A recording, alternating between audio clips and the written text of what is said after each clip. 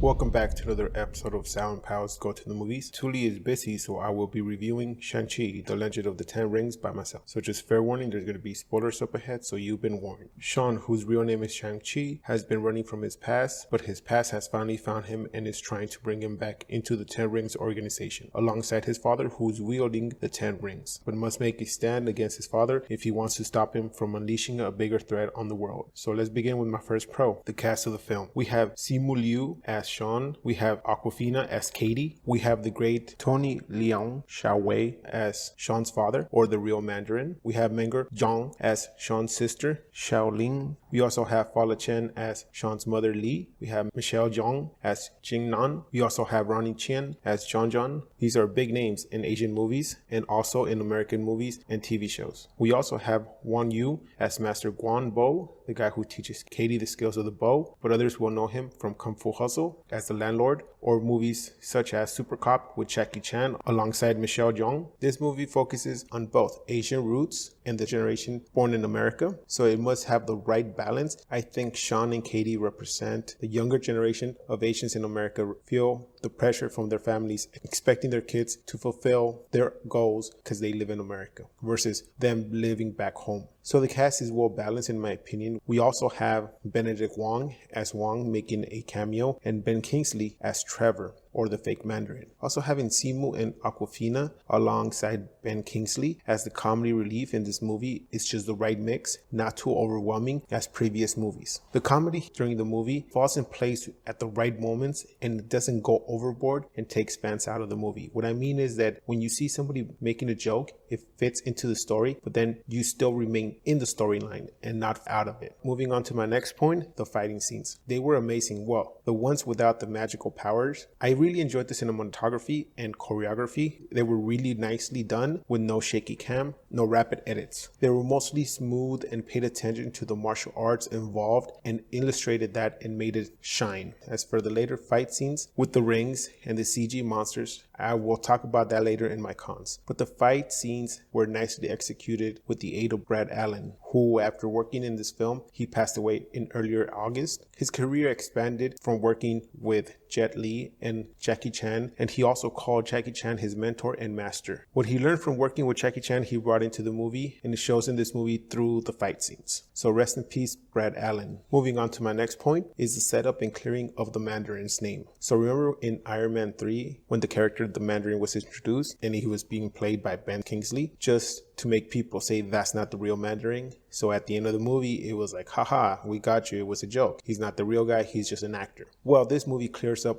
the story of the Mandarin. We got the story from Sean's dad, who says that his organization, the Ten Rings, had reigned over thousands of years. He had gathered power and brought countries down all around the world, and they feared him. But nobody really knew who the leader was. They only knew that he was Asian. So the world gave him a name. So they called him the Mandarin, which in his defense, he said they gave me the name of a fruit. And what made him mad was that somebody took his name and made a white man play him. In steps the fake Mandarin, Trevor. So he cleaned up the whole Trevor ordeal, and he also makes a connection to Iron Man 1 and talking about the Ten Rings organization. Stark Industry was selling weapons to everybody, and some of those weapons were being sold to the Ten Rings. And these were the people who kidnapped him in the first movie when he made the first suit inside the cave. Everything comes into full circle in the MCU. Okay, so now let's talk about the Easter eggs and the post-credit scenes. As far as Easter eggs, we see the Kung Fu Hustle poster in homage to the actor Wang Yu and sort of a tribute to his long history in martial arts movie from Hong Kong. Next, we have the Cameo of Wong. This tells us that this movie is before Spider-Man No Way Home, and this is because when they travel into the sanctuary, there is no snow, and them going into the library, there is no Doctor Strange or Spider-Man running around in chaos. And also, this movie is post-Endgame since they reference the snap. Katie says that some people can disappear in a snap. That is referencing Thanos' snap. Also, the mid-credit scene, we see Wong having a conversation through a hologram call with Captain Marvel and Bruce. And they're talking about how the rings are sending a signal, but they don't know who is trying to contact. I think they're talking about Galactus. Since we have something in space that looks almost like him, then we have the ending credit scene with the sister